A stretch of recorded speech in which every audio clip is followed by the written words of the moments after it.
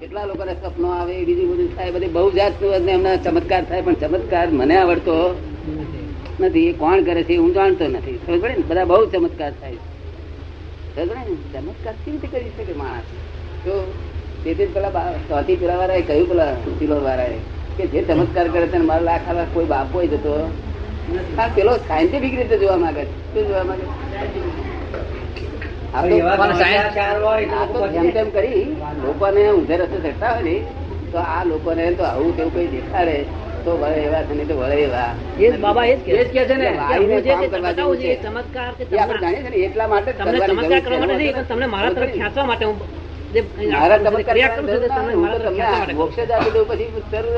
તમે ચિંતા જ ના થાય. તમે આજે આપણને એમ શબ્દ ના બેસી તો એક ક્રિયા તમે બતાવે તમારે ઓટોમેટિક માટે કરે.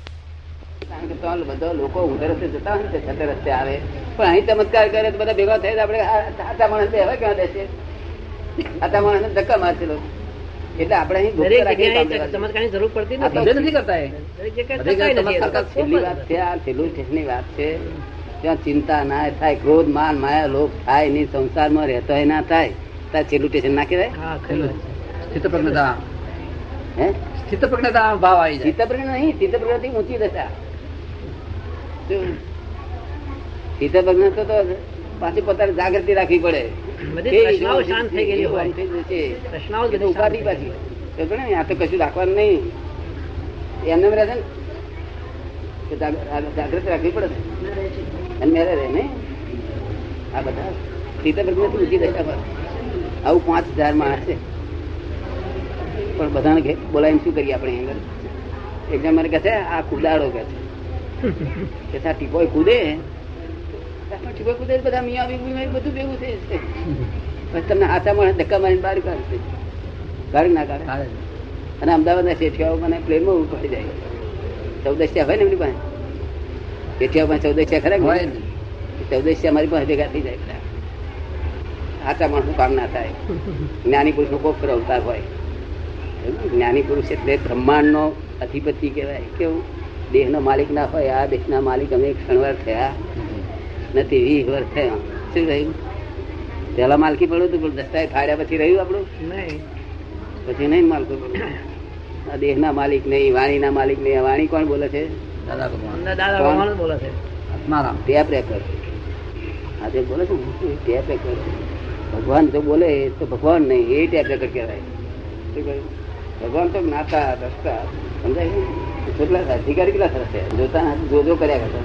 જો ના કરશો તમારે ભાઈ બેઠો જ તે છે, વારે શું જોવાનું છે? આખા બ્રહ્માંડ નો નાથ જ્યાં બેઠો હોય તેને શું જોવાનું? શું ભાઈ? આખા બ્રહ્માંડ નો નાથ બેઠેલો એકાગ્ર થાય ત્યારે શાંતિ વળે. આવું કઈ દેખાય એક માણસ હવાના પર બાજ્યો તો વાળી પાડીને બાજ્યો. એ આમ રસોડા ચા પીતા હોય ને, પિતા પિતા અડધો છોડી રહ્યા બહાર. શાના માટે આવ્યા? છોડાવવા માટે પેલા શું છે શું છે? ચામાં મને ઇન્ટરેસ્ટ પડતો નથી, અહીં પડ્યો.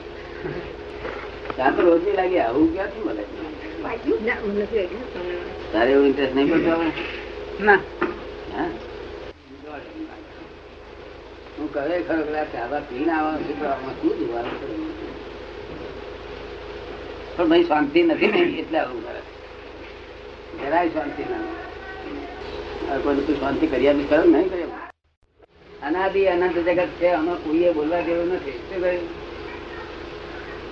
આ નામ શું છે? અનંત જગત. અને વ્યવસ્થા કે અનાદિ અનંત ની વ્યવસ્થા. એમાં જે માથા કરે ને મૂર્ખ પેલા છે તે નહીં, પેલા ડુંગર પર ચડી ગયા અમુક તારીખે બધું થઈ જવાનું છે. ફોરીમાં ડુંગર પર ચડી ગયા નહીં, ચડી ગયા ને કશું બાપો થયા નથી. આ તો અનાદિ અનંત છે.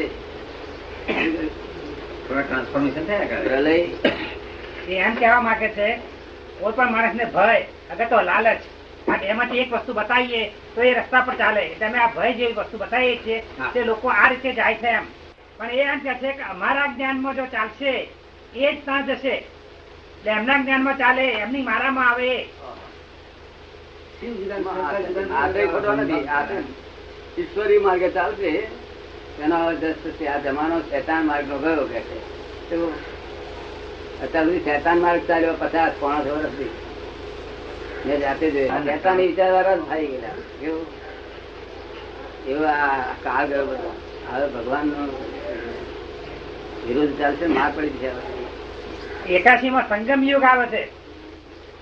આ કળિયુગ અને સતયુગ બે વચ્ચેનો જે યુગ છે એને સંગમ યુગ કહે છે. નાશ થઈ જશે એવું નહીં કહેતા ને બધું. ના, આમાંથી અમારે તો આવશે એટલા બચશે, બીજા બધા નાશ થઈ જશે એવું નહીં એ જે કહેતા. આવશે એ બચવાના. તમે જે આશય કહો છો ને તે લોકો આશયને સમજતા નથી હોતા. કે આપણા લોકો પછી એને આશય કરીને બધું ખરું ઠરાવ પડે છે. આશય લોકો સમજતા નથી. જે બોલે છે ને મળે સ્થૂલ જ બોલે છે, સ્થૂલ જ વાત હોય છે. મૂળ સ્વરૂપ હતું દાદા એ જતું રહ્યું ને. લય પ્રલય થતો નથી. ફક્ત થાય છે શું કે ફક્ત મનુષ્યોને જે 5 ઇન્દ્રિયના મનુષ્યો છે તે મનુષ્ય અધોગતિમાં જતા રહે છે, નીચી ગતિમાં. 2 ઇન્દ્રિય 3 ઇન્દ્રિય 1 ઇન્દ્રિય એવા થઈ જાય. આવરણ એટલું બધું આવી જાય છે કે મનુષ્યનો આ દેહ આવો દેખાતો જ નહીં. લગભગ 25-30 હજાર વર્ષ સુધી ફરી પાછું ઉત્પન્ન થાય છે. વગર આદમી યુગ વગર ઉત્પન્ન થાય છે. એવા જેમ જેમ આવરણ તૂટતું જાય તેમ તેમ દેહ ઉત્પન્ન થતો જાય. આવરણ તૂટતું જાય એમ દેહ ઉત્પન્ન થતું જાય. સમજાયું તમને? કાલે બધું એ બધું જોવું પડે ને. આ જોવું પડે ત્યારે ખર્ચી કરનાર તો મહેલામાં બહુ લખી છે. ઓછો છે ભાઈ કેળો છે રૂમ આપ્યો છે મોટો નહીં. એ બધું છે કે ભૂલી જાય બોલાવવા પડે કે આવો બહુ ના કહેવું પડે. એટલે ભેદ તો રહેવાનો છે. આમાં તો વિતરાગ હોય, અમને કશું ભેદ હોય નહીં, પણ વ્યવહાર વ્યવહાર ભેદ એટલે રાગદ્વેષ ના હોય.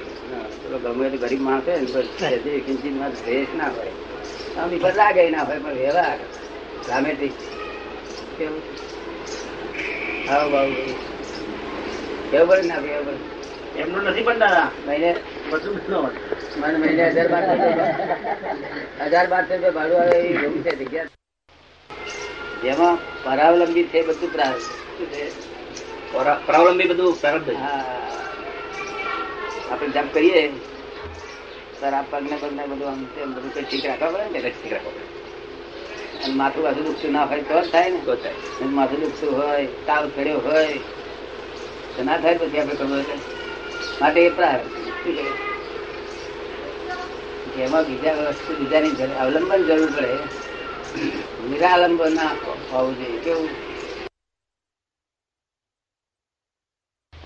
જે સારું નથી માટે નથી થતું એ પરાવલંબી કહેવાય ને. પ્રાવલંબી અને એ બધું રિલેટિવ કહેવાય ને. શું કહેવાય? રિલેટિવ. એક મહારાજ બીજા એમના જોડીદાર મહારાજ ને શું કહેતા હતા? મેં 4 સામાયિક કરી, તમે 2 જ કરી છે. મહારાજ ને કહ્યું બીજે દાડા આપણે પૂછીએ મહારાજ આજ કેટલી સામાયિક કરી? આજ તો થઈ નથી કે કેમ તમે તે 4 કરી હતી ને? આ બી કરશે આ બી પગે કરી રહી આપડે પૂછીએ ને તમે કરી રહી પગે કરી હતી? ના એ તો તે મેં કરી હતી. આ છે તો તમે કરી હતી ને. આ પાછું હોય તો કરે ને. માટે પરાવલંબી છે. ઇગોઇઝમ એનો અહંકાર નો ગર્વ રસ્તા કરે. અને ગર્વ રસ્તો બહુ મીઠો હોય. તરત ચાખેલો છે ને. ચાખ્યો છે ને દાદા? એમ મીઠો કેવો લાગે? તરવાની ધાય પણ મધ જેવો મીઠો લાગે. કેવો? તરવાની ગળ્યું લાગે અને પછી બે ખવાય ને તેને લાગે બધું ગળ્યું લાગે. કયું સારું? હે એ કઈ ગળ્યું નહીં સારું? કેમ? ગળ્યું તો બધા પસંદ કરે.